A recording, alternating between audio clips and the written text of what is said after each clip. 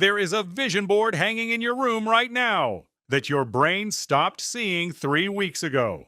That's not a failure of belief, that's biology. Your mind is built to delete anything that stays the same and asks nothing of you. And that is exactly what most vision boards are. A beautiful, silent poster of a life nobody is being asked to build. So today, we build the other kind. The kind that works. Not because it is magic, but because it is engineered. 1 center, 5 layers, a 30-second daily ritual, and one final rule that almost every teacher leaves out. That last rule is the entire difference between a dream board and a wealth board. Sit with me. Part 1. Why most boards quietly fail. Before we build, understand why the last one didn't work. There are only 3 reasons, and you will recognize yours. The first, it was a wish list, not a target. Beaches, cars, the word abundance in gold letters. A collage of more, but more of what, by when, in exchange for what?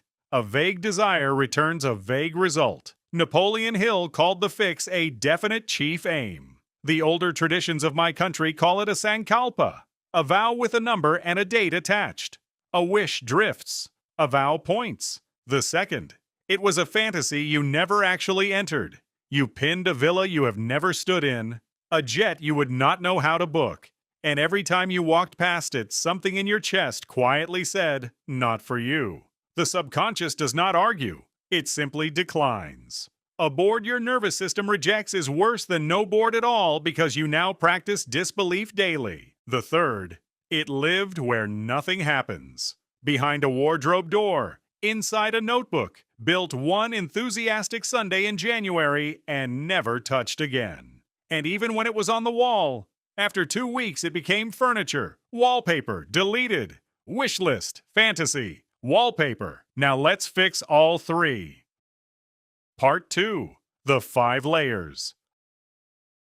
A working board is not decorated, it is layered. 5 of them in this order. Layer 1. The center.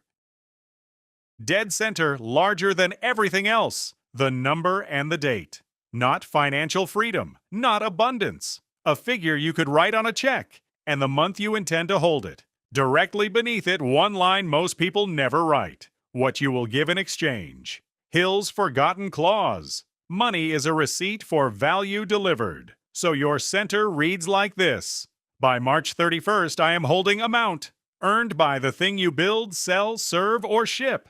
That single sentence turns a mood board into an instruction. Layer 2. The life. Around the center, 8 to 12 images of the life that money buys. Yours specifically, not Pinterest's. If it's your parents' house repaired, find their house. If it's the studio, the shop, the land, the school fees paid without flinching, get those pictures. Generic luxury is emotionally silent. Personal detail is what makes the body respond. Layer 3. The person. Here is the layer almost everyone misses. 1 or 2 images of the person who earns it. Not receiving, becoming. At the desk at 6 in the morning, on the stage, packing the order, talking to the client. Most boards are a shrine to arrival with no picture of the walk. And a mind shown only the destination learns to long. A mind shown the work learns to move. Layer 4. The proof. 1 image of something already true. A past win. The first payment you ever received. The exam you were not supposed to pass. The day you moved out. This is your believability anchor. It tells the doubting part of you. This person has done difficult things before. Psychologists call that self-efficacy. And it is the quiet ingredient behind everyone who keeps going. Layer 5. The words. Finally, 3 affirmations. Only 3. Present tense, first person, and this matters, believable. Test each one aloud. If your jaw tightens, if a voice inside says, yeah, right, you have gone too high. Step down. I am becoming a person money stays with. Every day, more money finds its way to me through my work. A believed sentence outperforms an impressive one every single time. Part 3. Where it lives. A board you don't see is a decision you didn't make, so place it on a surface your eyes already visit. Beside the mirror, above the desk, on the wardrobe door you open every morning, twice a day, minimum. And make the digital twin. Photograph your board. Set it as your phone's lock screen. You look at that screen more times in a day than you look at your own face in a week. That is the highest frequency surface you own. Use it. The 30-second activation. A board is not a decoration, it is a trigger. So it needs a ritual, and it is short. Each morning, stand in front of it. 30 seconds of eye contact. One slow breath in, longer breath out. Read your center line aloud. The number, the date, the exchange. Then say one sentence. This is where I'm going. And today I take one step. 30 seconds. That's the whole practice. Repetition carves the groove. Length does not. The rule everyone skips. The action bridge. And now the rule I promised you. The one that separates a dream board from a wealth board. Your board must produce a step every single day. Let me be honest with you because I would rather be useful than mystical. The board on your wall does not move money. It moves attention. Your mind filters an ocean of information down to the sliver you have primed it to notice, and a board primes you for opportunity instead of lack.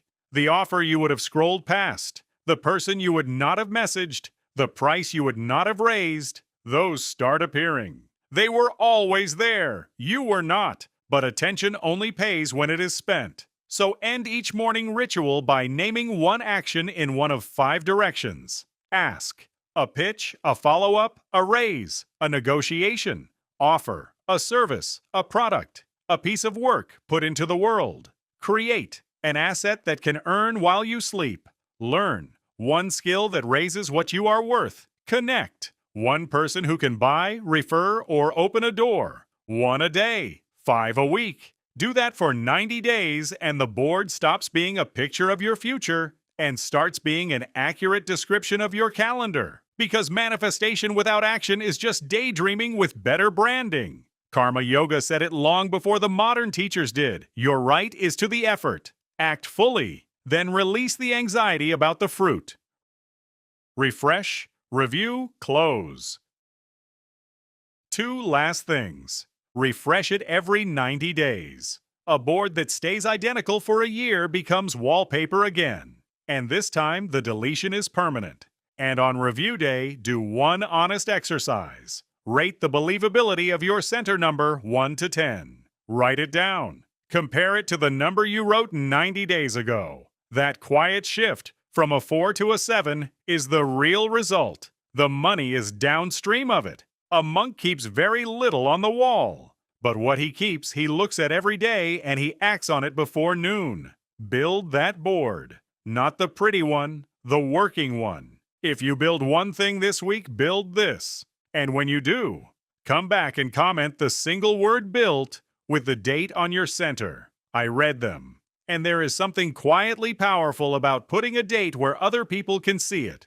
If you want the inner work that makes the board believable, the money belief sitting underneath the number, that's the next video, and it's on your screen now. Subscribe to The Wealthy Monk, and I'll see you in the next practice.